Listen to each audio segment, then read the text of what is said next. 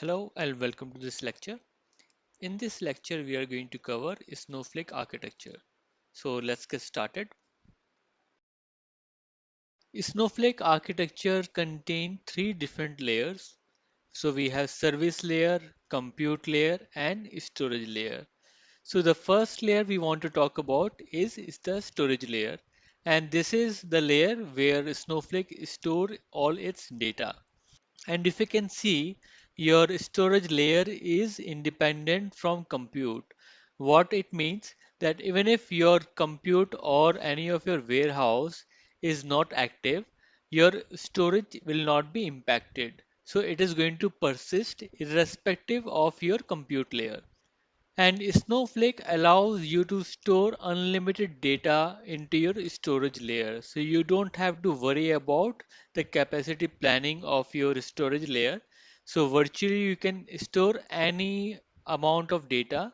So that is unlimited storage capacity which Snowflake provides.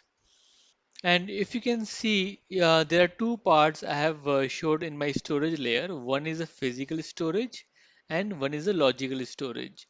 So the physical storage is how actually Snowflake stores the file. As you can see, there are so many files represented in the physical storage. So the way Snowflake store all the data, it divide all the data into micro partition file and each file size around 16 MB, right?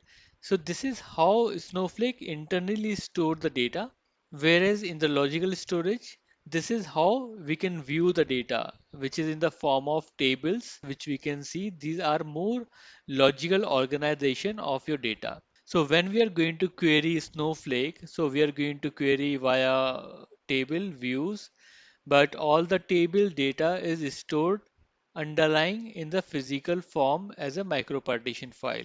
Now, every file you can see which Snowflake store is replicated three times, which means we don't have to worry about replication of our data for high availability. So that's by default Snowflake offers. And the way Snowflake maintain the file format that is quite internal to Snowflake and that is proprietary.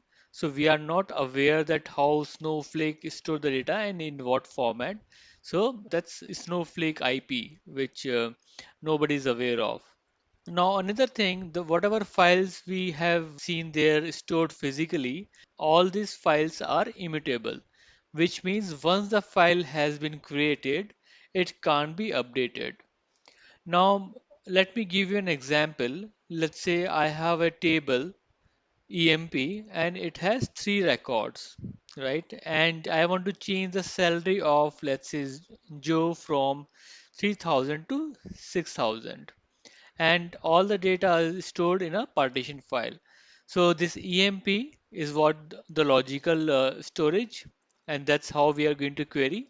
But at the back end, Snowflake has created a partition file and stored the data there, the three records. Now, once we try to update it, this is what is going to happen.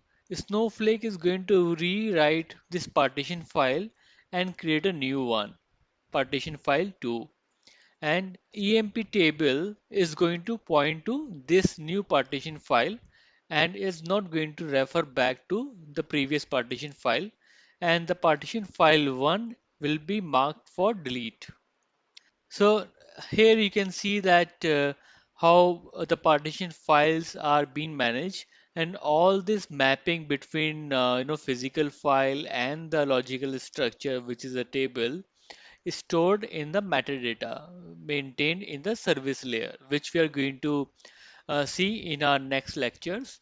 We talk about the service layer in more detail, but this is how Snowflake is doing action at the back end for any kind of updates happen on an existing data. So that's how Snowflake maintain its storage layer. And in the next lecture, we are going to talk about the compute layer. So I'll see you there. Thank you.